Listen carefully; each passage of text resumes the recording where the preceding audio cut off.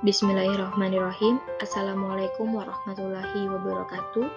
Hai teman-teman, pada video pembahasan kali ini saya akan membagikan kepada kalian materi pembahasan mengenai pidato. Adapun yang akan dijelaskan yaitu pengertian, tujuan, jenis, struktur, dan metode membaca pidato. Yang pertama, pengertian pidato. Pidato adalah pengungkapan pikiran dalam bentuk kata-kata yang ditujukan kepada orang banyak untuk menyatakan selamat, menyambut kedatangan tamu, memperingati hari-hari besar tertentu, dan berbagai bentuk kegiatan lainnya. Selanjutnya, tujuan pidato. Adapun tujuan pidato sebagai berikut. Yang pertama, untuk memberikan pemahaman atau informasi penting kepada orang banyak. Yang kedua, untuk menghibur pendengar. Yang ketiga, untuk meyakinkan pendengar dengan cara argumentasi.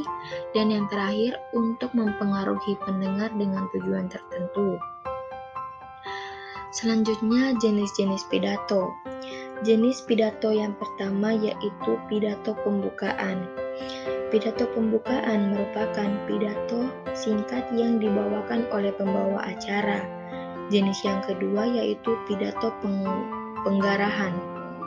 Pidato pengarahan yang itu pidato yang tujuannya untuk memberikan pengarahan tentang sesuatu.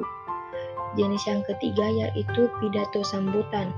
Pidato sambutan yaitu pidato yang dibawakan oleh seorang ketua suatu acara atau kegiatan. Jenis yang keempat yaitu pidato laporan. Pidato laporan merupakan pidato yang berisikan laporan akhir kegiatan tertentu. Pidato jenis yang kelima yaitu pidato peresmian. Pidato peresmian yaitu pidato yang disampaikan oleh orang penting dalam peresmian suatu tempat atau acara. Jenis yang terakhir yaitu pidato pertanggungjawaban.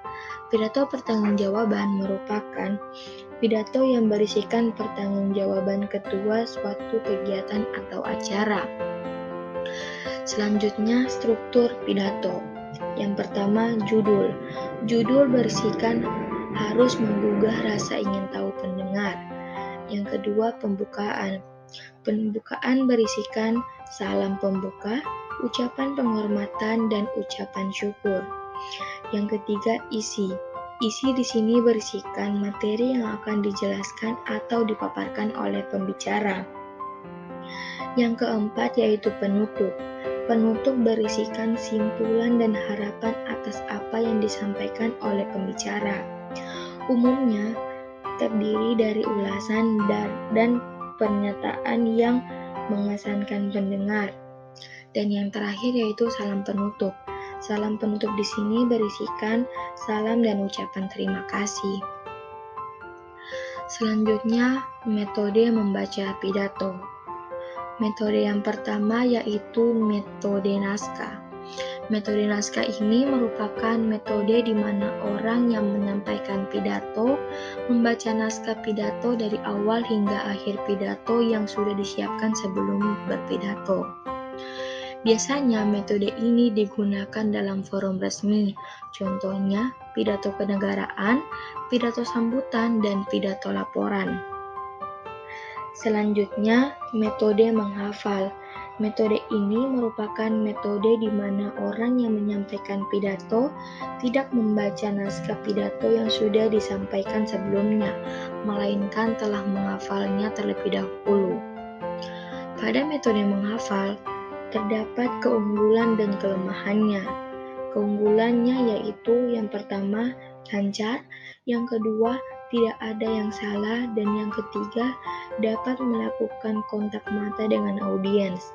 Sedangkan kelemahannya yaitu yang pertama, berbicara cenderung cepat tanpa penghayatan, yang kedua, kurang dapat menyesuaikan dengan situasi dan reaksi audiens, dan yang ketiga, gagal total jika tidak benar-benar hafal.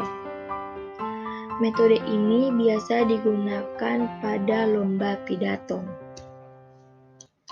Selanjutnya yang ketiga, metode spontan.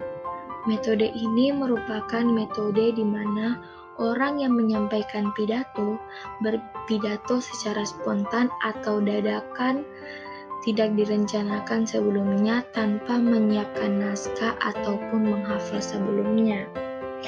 Metode ini juga memiliki keunggulan dan kelemahan. Keunggulannya yaitu pidato yang disampaikan itu up to date dan tidak monoton jika yang menyampaikan pidato sudah merupakan orang yang profesional di bidangnya. Sedangkan kelemahannya yaitu pidato yang disampaikan bisa saja menjadi kacau karena tanpa persiapan apabila tidak benar-benar memahami materi pidato. Pidato metode ini biasa digunakan dalam acara yang dilakukan oleh motivator-motivator. Yang keempat, metode ekstemporan. Metode ini merupakan metode di mana orang yang menyampaikan pidato menyiapkan kerangka isi pidato yang nantinya akan dijabarkan saat berpidato. Metode ini memiliki keunggulan dan kelemahan. Keunggulan metode ini adalah isi pidato mudah diingat. Pidato disampaikan dengan runtut, komunikasi karena dapat melakukan kontak mata dengan pendengar, dan tingkat kesalahan saat berpidato sangat kecil karena si pembicara membawa kerangka isi pidato. Sedangkan kelemahannya yaitu nampak sering melihat catatan isi pidato dan terkesan kurang persiapan karena membaca catatan tersebut. Mungkin itu sekian dari saya. Lebih dan kurangnya mohon dimaafkan. Wabillahi taufiq wal hidayah. Wassalamualaikum warahmatullahi wabarakatuh. Terima kasih.